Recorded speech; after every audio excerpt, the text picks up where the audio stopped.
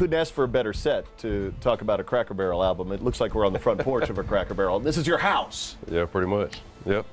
It's my music house, I guess, my writer's cottage out here, and I built it specifically to write in, to keep my music stuff in. 8 of the songs that I wrote in here after I finished it ended up on this new Punching Bag record. I'm a punching bag, hit me all you want to. I got pretty thick skin.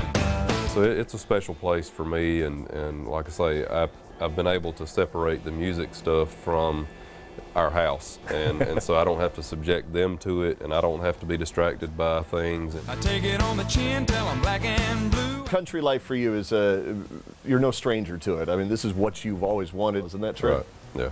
Yeah, I mean, I grew up in a farming community down in South Carolina. You know, it was farming and hunting and fishing and, you know, fish fries and cookouts and, you know, Wednesday night suppers at church. And it's hard with what I do now with all the traveling and the red carpets and the, you know, the glitz and the glamour side of it, to continue to try to feel like a normal person or maintain that country lifestyle. Time is love.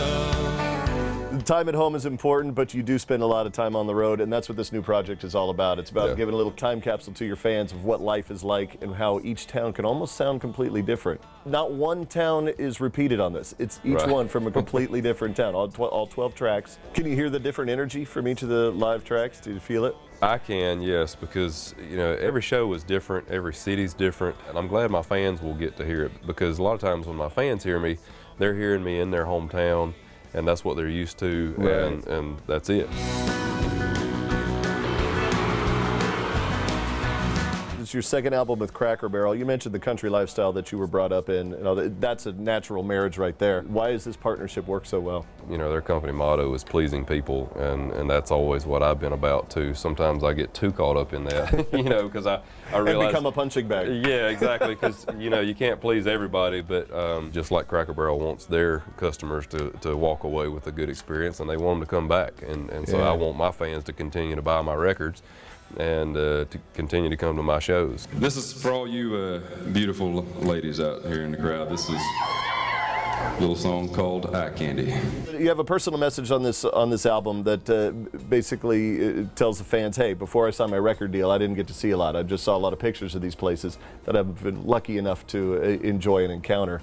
What's that like to flash back on what you've been able to experience in your job? Well, I was thinking about that this morning. I was thinking about my grandparents and my parents and my mama's daddy, and how he had really encouraged me to start playing guitar. Had he not, you know, taken the time or the effort to, you know, encourage me to do that, I never would have started writing songs. And those songs have been the means to take me, you know, to all 4 corners of the United States, to take me to the White House, to take me to the Grand Ole Opry, to take me, you know, just all these places that I never thought I would ever go. Right now she's where I need to be. Time is love. One of the things that also helps keep you grounded is that toy that we just saw you driving around in, 1952 John Deere tractor. Yeah. And that was your grandfather's? Yeah, my granddaddy, my daddy's daddy, he grew everything you can imagine.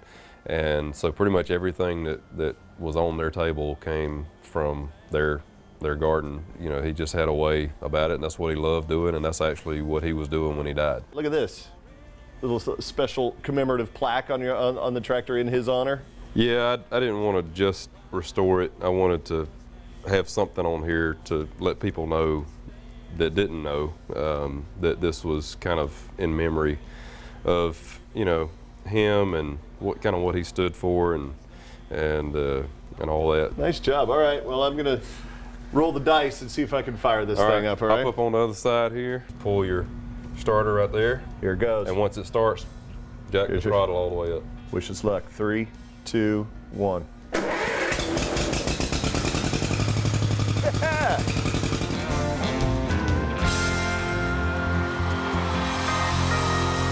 Thank y'all so much. I'm Josh Turner. I love each and every one of you. Y'all have a great, safe night. Thank y'all.